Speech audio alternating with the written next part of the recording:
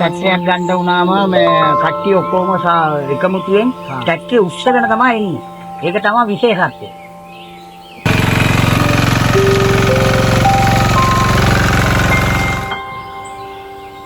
ගොඩාක් පැරණි ගමක් මේක.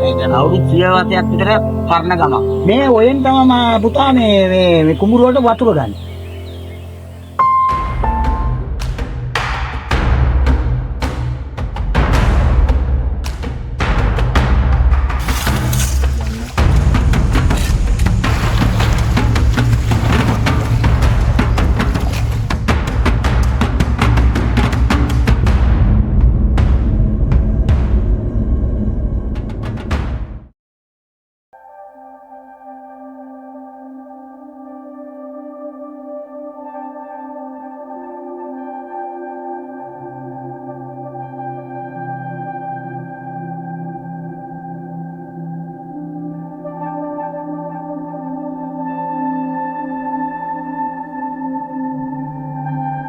මේ ගම උඩුම්බර ආසනයේ තියෙන දුෂ්කර ගම පෝපිටි. ඔව්.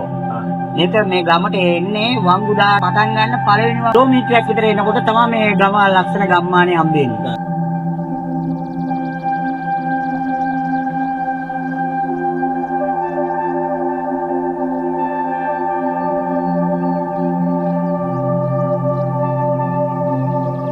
ගොඩාක් පැරණි ගමක් මේක. අවුරුදු 100 වසරයක් විතර පරණ ගමක්. පෝපිටි. ඒතර මේ ඒක ගමන නම හරිස්ස විදියක් තියනවද? තියෙනවා පුතා. මේ පුතා මේක ගම හැදිලා තියෙන්නේ මේ වංගුදාට නිර්මාතෘ කියලා පොප් කියලා සුද්දෙක් හිටියා. ඒ පොප් කියන සුද්දා මේ ගමේ තමයි නතර වෙලා කූඩාරමක් ගාලී කියේ. පොප් කියන සුද්දාගේ නතර වෙච්ච පිටිය තමයි පෝපිටි කියලා ප්‍රසිද්ධ වුණේ ගම.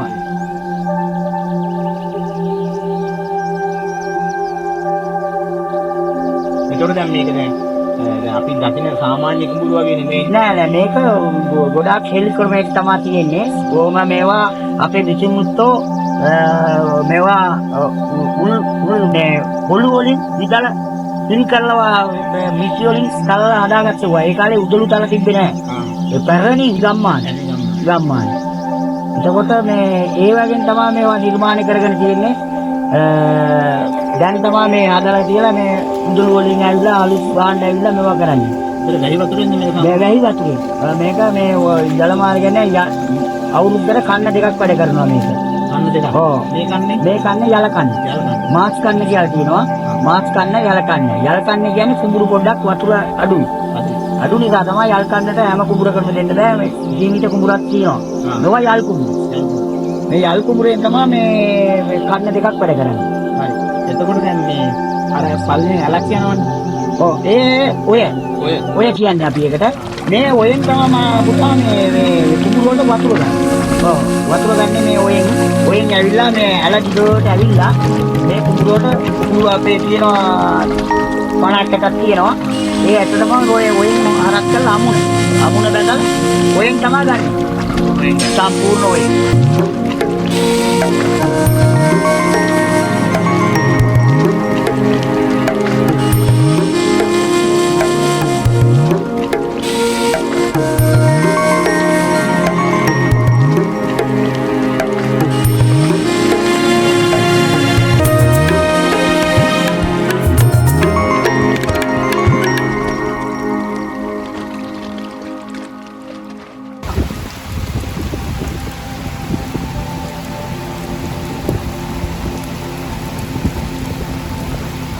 ඒතකොට දැන් මේක දැන් අර හෙල් ක්‍රමයෙන් හෙල් ක්‍රමයෙන්. ඒක කොහොමද දැන් මේක දැන් අර දැන් වෙනේම නම් ලොකු ටැක්ස් ගන්න හදන කරන ඔය උත්සාහන කොහොමද මේකේ දැන් අපිට ටැක්සියක් ගන්න වුණාම මේ කට්ටිය ඔක්කොම එකමුතුවෙන් ටැක්සිය උස්සගෙන තමයි එන්නේ. ඒක තමයි විශේෂත්වය. මොකද ගන්න බෑ. නියරේ අර වෙන තැන් වල පාරවල් වගේ නෙවෙයි උස්සගෙන නියරෙන් 3 දෙනෙක් විතර ඇවිල්ලා නියරේට දානවා. නියරෙන් ටැක්සිය පල්ලට ගන්න. පාරක් නෑ මේවට. ඔව් දුෂ්කරයි මේ ගම. පාරක් නෑ. ඒ නිසා මේ ඒක ගන්නවා අරගෙන ලියක් දෙක දාගන්න. කට්ටිය එකතු වෙලා ලියක් දෙක දාගන්න. ඒක තමයි හාන්නේ.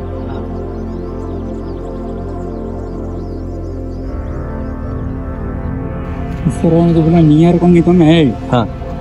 නියර ගේන්න ඕන ඉස්සර දවසේ කණ්ඩ දිරු කැලේ ඉඳලා ගේන්න ඕන. ගෙනල්ලා උදී අර කැඳ ගන්නවා. ඊට පස්සේ හාන්ටුනේ එක්කෙනෙක් ඉස්සරලෙන්ට ඕනේ. එක්කෙනෙක් හාන්ට ඕනේ. අපිට ඕනේ විදිහට හරක් ගන්න අපි ගාවතේ හරක් ගන්නට ගන්න ඕනේ. පුරාල ගිරනකොට තුන් සැරයක් විතර හාන්ට ඕනේ අරපොන්දි. මේකෙන් එවනේ දෙසරයි. ඉස්සර දෙසරක් කරනවා. ඊළඟ සැරේ හාල් ඉවර කරනවා. එතකොට උඹට සම්පූර්ණ මඩ වෙනවා. මඩ වල ඉදාමනත උගරන්ට කර්මට මේ පස් දී වෙනවා මඩ. මේකෙන් හරපොන් මේ එම නෑ ලොකු කැට පෙරෙන් නගුල්නේ. මේ කාලේ වැඩ අමාරු ගොඩක්. දැන් කියලා ලේසි ට්‍රැක්ටර් තියෙනවා.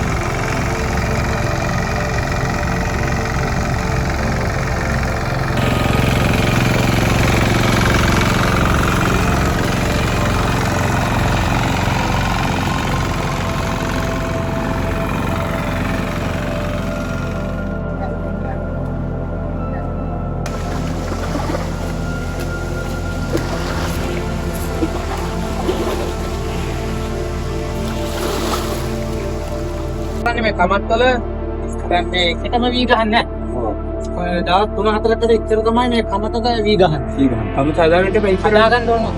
ඒකවල අර මේවට ඉස්සලා පැහැෙනවා. පැහැුණාම මේ කමත මේ ගෝයන් කපන්න ඉස්සලා දවස් 3-4කට උඩදී මේ ගෝයන් කපලා රැහැලා මේ වේලි මැටි ගාලා කඩලා ගොමේම ගාලා තියාගන්න.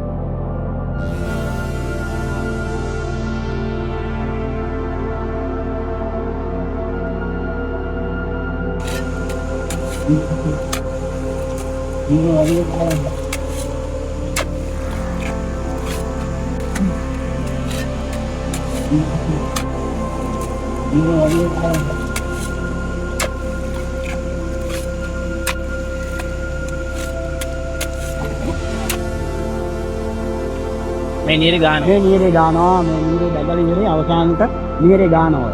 ඔව් ඒ ගොවි මාත්‍ය කරන්නේ නීරේ දාන්නේ. දැන් ඕකේ පල්ලෑ දාලා තියෙනවා. දැන් ඊළඟට උදල්ලම් කරන්න තියෙන එළියක්ද. ඒ නීරේ ගෑවට පස්සේ අපි උදල්ලම් කරනවා. උදල්ලම් කරලා ඉවරුනාට පස්සේ දැන් කැටේලාන්නේ. උදල්ලම් කරනවා කියන්නේ දැන් ඔය ගොඩ වැඩි යවුවා වලට අදින එක. ඒක සමතලා කරගන්න. ලියද්ද නම කරගන්න. ඒක උදල්ලම් කරනවා කියලා කියන්නේ. මේ පල්ලෑ ඇදලා උදල්ලම් කරනවා. ඊළඟට දෙවෙනියට කැටලෑල්ල ගන්නවා. කැටලෑල්ලෙන් කානුවක් දාලා මේ වතුර මේ වී දිරනවා. ඔව්.